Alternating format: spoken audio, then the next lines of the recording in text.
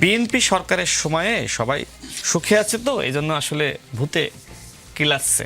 এই জামাত ইসলামের শীঘ্রই পতন হবে, মানুষের কাছে স্পষ্ট হয়ে গেছে তাদের মুখোশ।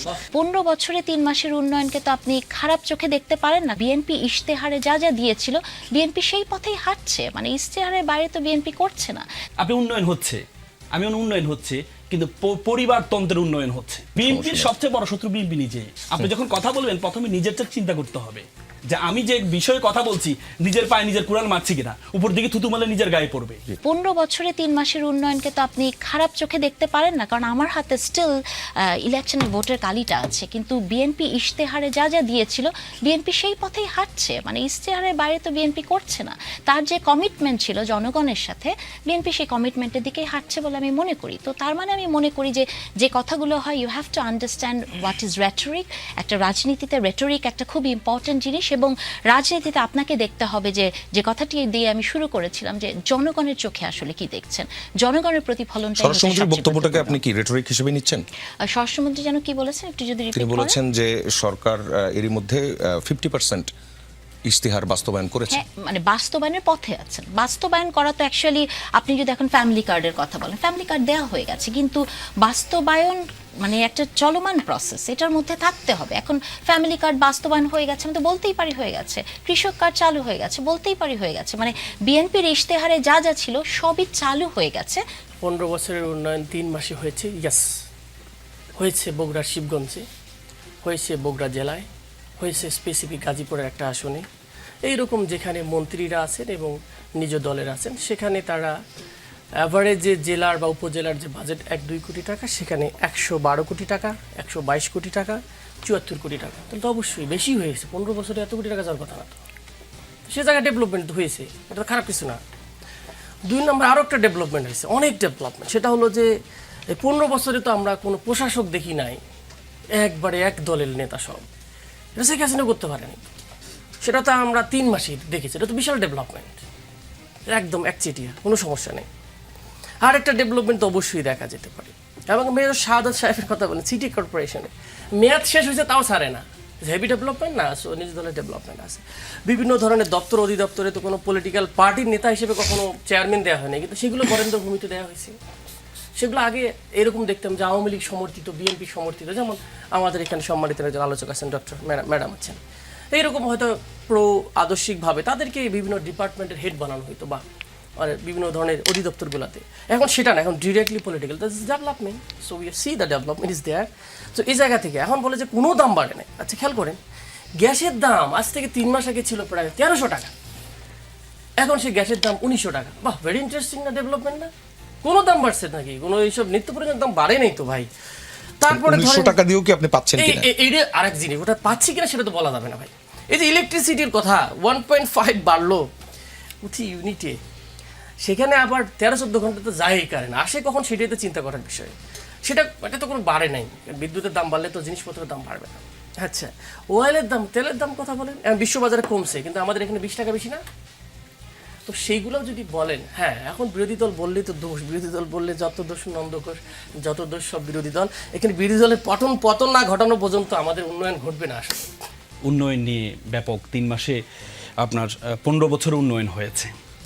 দেখেন, এই উন্নয়নের গল্পটা আমাদের শেখ হাসিনা 17-18 বছর আমাদেরকে দেখাইতো সব সময়।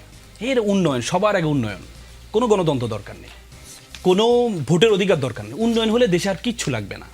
এই উন্নয়ন শব্দটা কাদের ভাষা জানেন? স্বৈরশাসকের ভাষা। যারা স্বৈরশাসক হতে চায় বা যারা স্বৈরশাসক ছিল, তারা হচ্ছে শুধু উন্নয়ন দেখাবে আপনাকে। উন্নয়ন দিয়ে আপনার যে মৌলিক অধিকার আছে, আপনার যে ভোটের অধিকার আছে, সেই অধিকারকে তারা ক্ষুণ্ণ করবে। আপনি দেখেছেন আমাদের ছাত্ররা উন্নয়নের জন্য তো 1500 জীবন দেয় নাই। 20-30 হাজার যে পঙ্গুত্ব বরণ করছে উন্নয়নের জন্য না। আমাদের ছাত্ররা প্লে কার্ডে আমরা দেখেছি তারা বলছে রাষ্ট্র সংস্কার চাই, সাময়িক অসুবিধার জন্য ক্ষমা চাচ্ছি। তারা শাসকের পরিবর্তন চায় না, তারা শাসনের পরিবর্তন চেয়েছে। কি শাসনের কি পরিবর্তন হয়েছে? সে শাসনের কি পরিবর্তন হয়েছে? আজকে আমরা আগে দেখতাম সব কিছু গোপাল কেন্দ্রিক হতো, আর এখন আমরা দেখতে পাই বগুড়া কেন্দ্রিক হচ্ছে। বগুড়া যে পরিমাণ বাজেট পেয়েছে, 132 কোটি টাকা বাজেট পেয়েছে, প্রায় 6টি উপজেলা এই জেলার সমান বাজেট পেয়েছে। এবং এর শিবগঞ্জে 76 কোটি টাকা একটা উপজেলা বাজেট পেয়েছে, যেটা প্রায় 20টা উপজেলার সমান। তাহলে আপনি উন্নয়ন কোথায় হচ্ছে? আপনি উন্নয়ন হচ্ছে, আমি উন্নয়ন হচ্ছে, কিন্তু পরিবারতন্ত্রের উন্নয়ন হচ্ছে। আপনি পরিবারতন্ত্র উন্নয়ন দেখবেন, আপনি বিসিবিতে যান, সেখানে আপনি পরিবারতন্ত্র দেখবেন, দেখবেন বিসিবির যারা সদস্য আছে প্রত্যেকে এক একজন পলিটিশিয়ানের ছেলে, এক একজন পলিটিশিয়ান আত্মীয় স্বজন। আপনি দেখবেন সবগুলো অর্থনৈতিক যত কমিটি আছে সব কমিটির প্রধান তারা, মানে যেখানে অর্থ সেখানে তাদের কমিটির প্রধান। তাহলে আপনি তো বারবার উন্নয়নের কথা বলেন, আপনি তো জুলাই সনদের কথা বাদ দেন। আপনি বিএনপি 2023 সালে 31 দফা দিয়েছে ওয়েস্টিনে, পুরো বিশ্ব দেখেছে ওয়েস্টিনে 31 দফা দিয়েছে। সে 31 দফা এই পর্যন্ত 3 মাসে ওরা 6টা ভায়োলেশন করেছেন।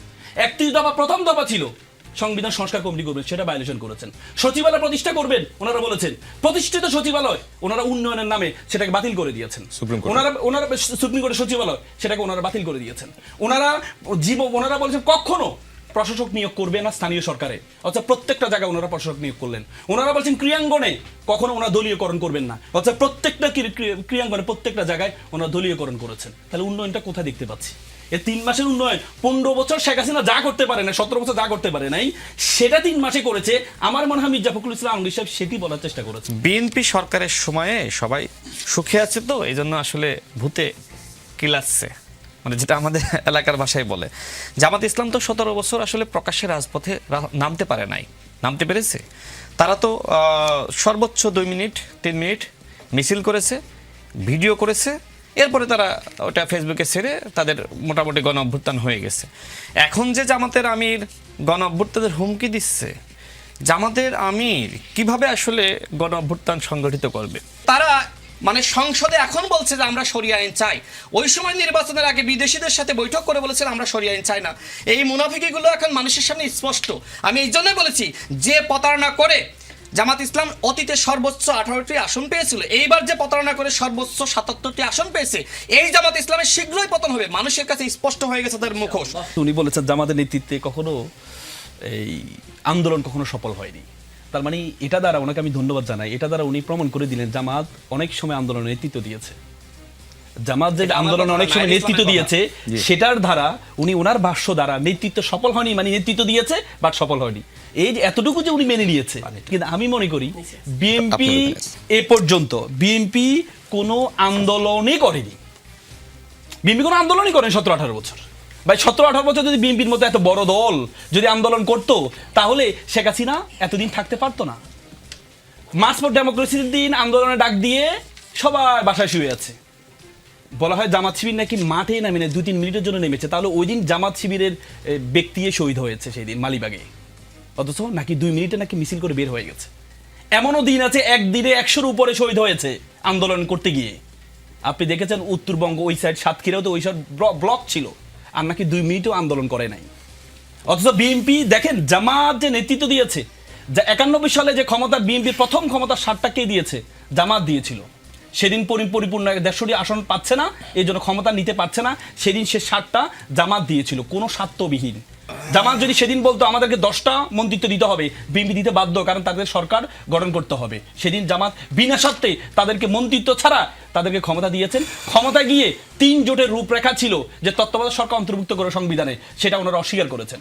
নির্বাহী বিভাগ থেকে বিচার বিভাগ আলাদা হবে, সেটা ওনারা অস্বীকার করেছেন। পরবর্তীতে আন্দোলন শুরু হয়েছে, জামাত নেতৃত্ব দিয়েছিল, আন্দোলন হয়েছে, আন্দোলন হয়ে 15 দিনের মাথায় ক্ষমতা, 15 দিনের মাথায় ওনারা একটা নির্বাচন দিয়ে 15 দিনের মাথায় সংবিধানে তত্ত্বাবধায়ক সরকারকে অন্তর্ভুক্ত করে ওনারা ক্ষমতা থেকে সরেছেন। তার মানে জামাত নেতৃত্ব দিয়েছিল, কিন্তু কখন? যখন আপনি কমিটমেন্ট রক্ষা করতে পারেন না। আপনি গণঅভ্যুত্থান বাংলাদেশের ইতিহাসে 2বার হয়েছে, একবার হয়েছে গণঅভ্যুত্থান 91 গণঅভ্যুত্থান, 2বার গণঅভ্যুত্থানে বেনিফিশিয়ারি হচ্ছে বিএনপি। এবারও গণঅভ্যুত্থানে ওনারা জুলাই সনদের সাথে যে বেইমানিটা করেছেন, ওনারা বলেছেন নির্বাচন হবে না, এজন্যই বলে ওনারা জুলাই সনদে স্বাক্ষর করেছেন। কত বড় প্রতারণা এটা, কত বড় প্রতারণা! 91-তে প্রতারণা করেছেন, সেই প্রতারণা আবার ওনারা এবার এসে আবার শুরু করলেন, বলে যে জুলাই সনদ অক্ষর অক্ষরে পালন করবেন।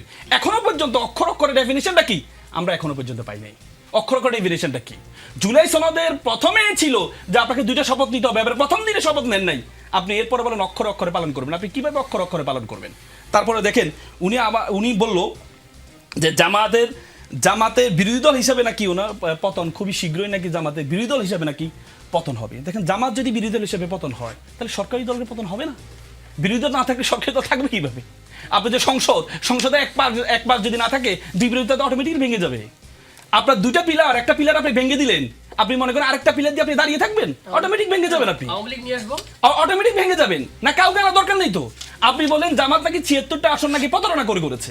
জামাত যদি 76টা আসন প্রতারণা করে তাহলে বাকি যে আসনগুলো এগুলো কি সরকারি দল প্রতারণাহীনভাবে করেছে? কি রে ভাই, আপনি যুক্তিতে আসেন, জামাত যদি প্রতারণা দিয়ে করে তাহলে বাকি আসনগুলো প্রতারণা, তার মানে আপনি প্রধানমন্ত্রীর যে নেতৃত্ব সেই নেতৃত্বকে প্রশ্ন করছেন। আমি মনে করি বিএনপির সবচেয়ে বড় শত্রু বিএনপি নিজে। আমার কথার ভিন্ন ব্যাখ্যা বিএনপির দিচ্ছেন। আমি যা সবচেয়ে বড় বলেছি শত্রু আপনি আরেকবারও আমি বলতে শেষ করি, পারবেন, বিএনপির সমস্যা নেই। সবচেয়ে বড় শত্রু বিএনপি নিজে। আপনি যখন কথা বলবেন প্রথমে নিজের চেয়ে চিন্তা করতে হবে যে আমি যে বিষয়ে কথা বলছি নিজের পায়ে নিজের কুড়াল মারছি কিনা, উপর দিকে থুতু মারলে নিজের গায়ে পড়বে। মামুন অনেক কিছু বলছে বিএনপি আসলে কোনোদিন আন্দোলন করে নাই, আসলেই করেনি, করবে কি করে? কারণ বিএনপির যে তৃণমূলের নেতাটিও ছিল সেও ধান খেতে রাত কাটিয়েছে, তারও এগেইনস্টে 400-500 কেস ছিল, কিন্তু আল মামুন যে দলটি করেছেন তারা মে মাস পর্যন্ত ছাত্রলীগ ছিলেন। বিরোধী দল যদি মনে করে যে বিরোধী দল কাজ হচ্ছে না, আমি তার বিরোধী দল, সে হচ্ছে গঠনমূলক বিরোধিতা করবে। যদি আপনি মনে করেন যে না বিরোধী দল কাজ হচ্ছে আপনার সকল কিছু আপনার পক্ষে দিবে, তাহলে এটা বিরোধী দল নাম বাদ দিয়ে দেন, সমর্থন দল বলেন আপনি, আপনার সমর্থন দল দরকার। আপনি প্রধানমন্ত্রী সমালোচনা কি সমালোচনার ঊর্ধ্বেও নি? নো, প্রধানমন্ত্রী সমালোচনা করতে হবে। আর গণতন্ত্রের সবচেয়ে বড় সৌন্দর্য হচ্ছে পৃথিবীর উন্নত বিশ্বে যান আপনি, ক্রিটিসিজম করার জন্য তারা আলাদা প্যানেল তৈরি করে, যে কাজ হচ্ছে সরকারের ক্রিটিসিজম করা, প্রধানমন্ত্রী ক্রিটিসিজম করা, প্রেসিডেন্টের ক্রিটিসিজম করা। আজকে প্রধানমন্ত্রী একটা বট আইডির একটা বট ছবি দেখে বললো যে বিরোধী দল মিছিল করেছে, তারা মদের দাম কেন বাড়িয়েছে?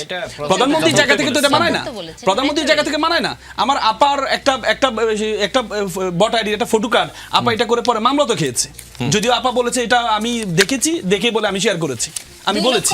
তার মানে এই যে বিষয়গুলো, আপনি একটা ফটো কার্ড, আপনি প্রধানমন্ত্রীর জায়গা থেকে আপনাকে দেখতে হবে, আপনি একজন শিক্ষক, আপনাকে দেখতে হবে কোন জিনিসটা আপনি গ্রহণ করবেন, কোন জিনিসটা আপনি গ্রহণ করবেন না। এই যোগ আপনাকে মাথা কাটিতে হবে, আপনাকে প্রত্যেকটা জায়গায় খাটিতে হবে। তাহলে এই প্রধানমন্ত্রী যখন ঋণ খেলাপি নিয়ে, যখন আমাদের এই মন্ত্রী আপনার অর্থমন্ত্রী যখন বললো যে জামাতকে বললো যে আপনাদের কোনো ঋণ নেই আপনাদের, তখন প্রধানমন্ত্রী এসে বললেন জমিদার ঋণ নেই, তাহলে কি আপনি সমালোচনা করতে পারবেন না? অবশ্যই করতে পারবেন। তারপরে আমাদের রাশেদ ভাই একটা বললো জামাতের একজন এমপির ওয়াইফ জামানতবিহীন ফ্ল্যাট নিয়েছে। আমরা আইন জানি না বলে এই কথা বলি। উনি এমপি হওয়ার 9 মাস আগে এই ফ্ল্যাটটি, ওনার ওয়াইফ একজন বিশেষজ্ঞ ডাক্তার, এবং কি বলেছেন জামানতবিহীন মর্গেজ, এই প্লটটা ওনার নামে রেজিস্ট্রেশন করে এই প্লটটাই উনি মর্গেজ দিয়েছেন ব্যাংকে। তার মানে এটা তো আপনার অবাক হওয়ার বিষয়, একজন এমপি এতদিন পরে একটা প্লটের আবার ঋণ দিয়ে একটা প্লটের মালিক হলো, অথচ আমাদের এক এমপির শত প্লট আছে। তার মানে এটা তো আপনাকে অ্যাপ্রিশিয়েট করতে হবে। তারপর আরেকটা সর্বশেষ আমি বলে শেষ করছি। তারপর আপা বললেন যে এই যে বাপ দাদার নিয়ে, নিজের বাবা নিয়ে মিথ্যা বলা। দেখেন উনি সেদিন বক্তব্য বলেছেন আমার বাপ দাদা মুক্তিযোদ্ধা ছিল। তার মানে এটা স্লিপ অফ টাং। আমরা কি সংসদে দেখি না? আমরা কি সংসদে দেখি না রাস্তা আমরা শুনি নাই? দুর্নীতি ইজ গোয়িং অন আমরা শুনি না? প্রধানমন্ত্রী বলেছেন না প্রাথমিক বিশ্ববিদ্যালয় বলেছেন না? প্রাথমিক, তার মানে কি এটা কি বলবো প্রধানমন্ত্রী প্রাথমিক বিদ্যালয় আর বিশ্ববিদ্যালয় পার্থক্য বুঝেন না? অবশ্যই বুঝেন। যদি ওনার দাদা মুক্তিযোদ্ধা না হতেন তাহলে আমরা বলতে পারতাম যে ওনার দাদা মুক্তিযোদ্ধা, ওনার তিনজন ভাই মুক্তিযোদ্ধা, চাচা মুক্তিযোদ্ধা। তাহলে আপনি একটা স্লিপ অফ টাং নিয়ে আপনি এমন ভাবে শুরু করেছেন, তাহলে এটাকে আপনাকে তো বুঝতে হবে যে সংসদে অনেক ধরনের তথ্য আমরা পাই। আমরা সংসদে তো স্পিকারের ভাইও ডেকেছি, দেখেছি। তো সুতরাং আপনি দেখেন বলা হয়েছে, আপা একটা বললেন যে স্পিকার বারবার বলছে এটা শাহবাগ মঞ্চ না, শাহবাগ হয়েছে বলেই আমাদের আল মামুন রাসেল আমাদের আমি যখন আপনাকে ফ্লোর দিব আপনি আবার এই কথার উত্তর দিবেন। এই অনুষ্ঠান কিভাবে চলবে